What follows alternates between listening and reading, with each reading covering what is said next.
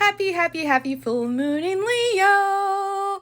Let's talk about how the full moon in Leo is going to affect you over the next couple of weeks. God is going to prepare a table for you in front of your enemies and anoint your head with oil while your cup overflows. In order for your angels and spirit guides to be able to make that happen for you, you have to get information like Beyonce says. So if you are Virgo rising, I'm starting with you because this falls in your 12th house. This is your time to heal. The 12th house in astrology is about all that is hidden. It's the house of spirituality. It's about endings. It's about healing. It's about closure. It's about finding meaning in the suffering. It's about isolation, solitude. It's about karma. It's about the afterlife. It's about what we're hiding from ourselves. So this is a time to ask yourself, what are some limiting beliefs or subconscious ways of operating that are hindering your own growth? Moving on to Libra rising, the theme for you is about friendship. It's a time for you to look closely at your friends, to have some social awareness about the people that you allow in your circle. Are these people helping you become a kinder and more loving person? Are these people fueling your life of hope, with wishes for a better future, with aspirations to make the world a better place? Do they elevate your vibration or do they hinder your growth? It's time to think about that. It might also be time to clean house in the event that you find that the people around you are not actually adding any good energy to your life. Moving on to Scorpio rising, it's time to pay better attention to your reputation, to the kind of legacy you want to leave behind. If you're a man, there's going to be some issues around masculinity, around fatherhood. There's going to be some issues around how you relate to your father and perhaps issues even with your father. The 10th house is about our career, but it's also about our public image. It's about our long-term goals. How's work going? What kind of career do you have? How are you leaving a name for you? How are you making a name for yourself? How are you leaving a legacy within your course of work? If you're not a man, how are you managing your power?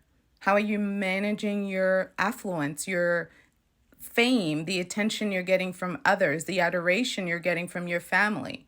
If you are a Sagittarius rising, the theme for you is about higher learning, okay? So this is a time for you to reflect on how you are using information to your advantage. The purpose of having information is to utilize it so that we can broaden our viewpoint. It's about understanding law, religion, philosophy in a cross-cultural kind of way to heighten our understanding of the world so that we can fine-tune our ethics and make our truth be able to stand the test of time regardless of what culture we're a part of. And Sagittarius often achieves that through travel. So how are you expanding your consciousness to incorporate information that you know to be true into your lifestyle? Because the only point of information is to utilize it to make us smarter, wiser.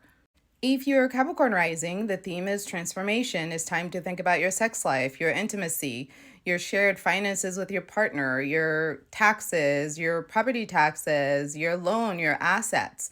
To think about your finances. It's time to get deeper into your spirituality. It's time to assess how you're managing your tangible financial resources, and that includes your sexual organs. Like, are you being disciplined with how you're using your body and your money? How are you managing your desires? Are they leading the way, or are you using your head and your wisdom to lead the way? If you are an Aquarius rising, it's time to take a look at your marriage, your business relationships. It's time to look at the balance of power in your relationship. Is there fairness? Is there equality there? Is there love? Is there peace? Is there harmony? What do you need to do to improve your interpersonal relationships? That's the focus. Now moving on to the star of the show, and that would be Leo. Hi, Leo, and happy birthday to my Aquarians, by the way. I failed to mention at the beginning, you guys are doing the Lord's work, and I'm so grateful for you. I love you, even though nobody else does. I'm like Tupac for you. I ride for you till the very end, okay?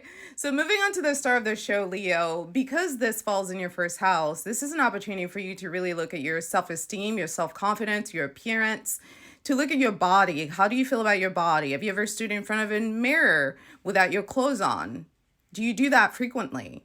When you do that, how do you feel? What do you identify with regards to your body and your self-image? How you feel about your body affect how you treat yourself and other people? It's time for you to really get into your self-esteem and your self-worth, not just for the sake of being glorified, but for the sake of finding internal peace. If you are a Cancer rising, it falls in your second house. It's time for you to examine the things that bring value into your life. And that can be relationships, that can be money, that can be land, that can be investments, that can be material possessions in all its forms.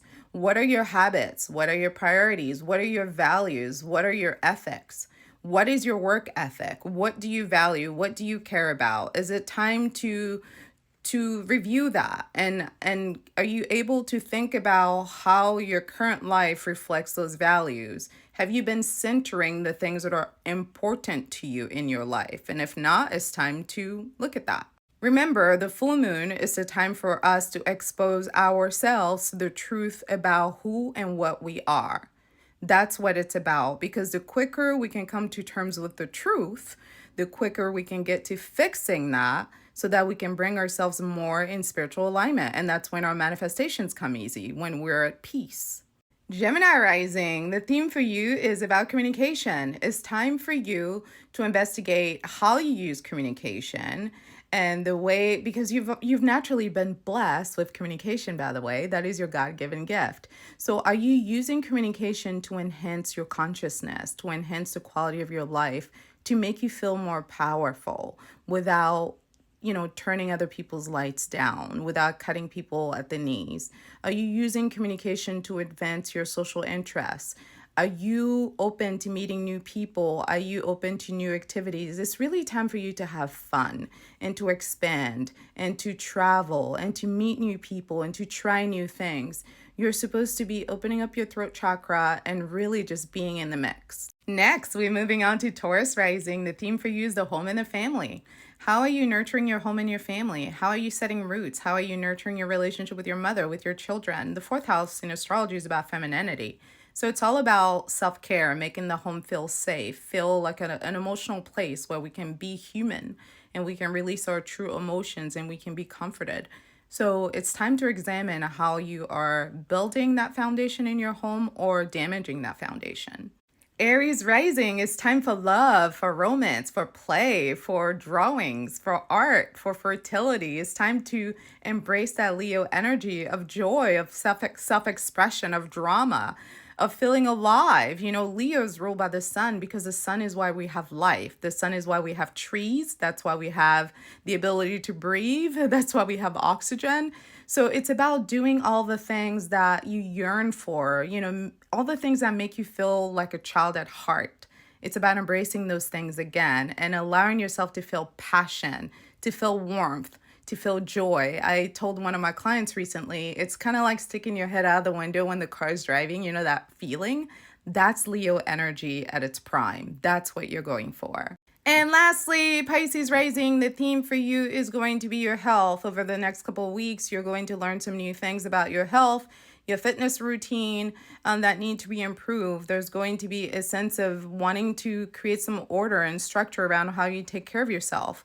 If you're not specifically having physical health issues, you may be having issues with work. The sixth house is about connecting our work to our sense of purpose in this world, so we find meaning in our work. So if you're not feeling fulfilled with your work, it may be time to look for another work, because eventually the negative emotions that you associate with your current work will manifest in your body as physical ailments. If you're someone who doesn't currently have a health, fitness, and diet routine, it might be time to incorporate that. This is going to be the most trying year for you, Pisces. This is supposed to be the most spiritually conscious year for you because you're dealing with a lot right now. So it's really important that you examine the ways in which you can become more healthy and prioritize your health so you're able to withstand all of the big changes that are coming ahead for you over the next 3 years. Leo energy is about embracing who you are, coming to terms with who you are, being bold, being creative, expressing yourself, and basically embodying the energy of life and living that to the fullest. It's time for optimism, glamour, enthusiasm, and pure joy. So enjoy life.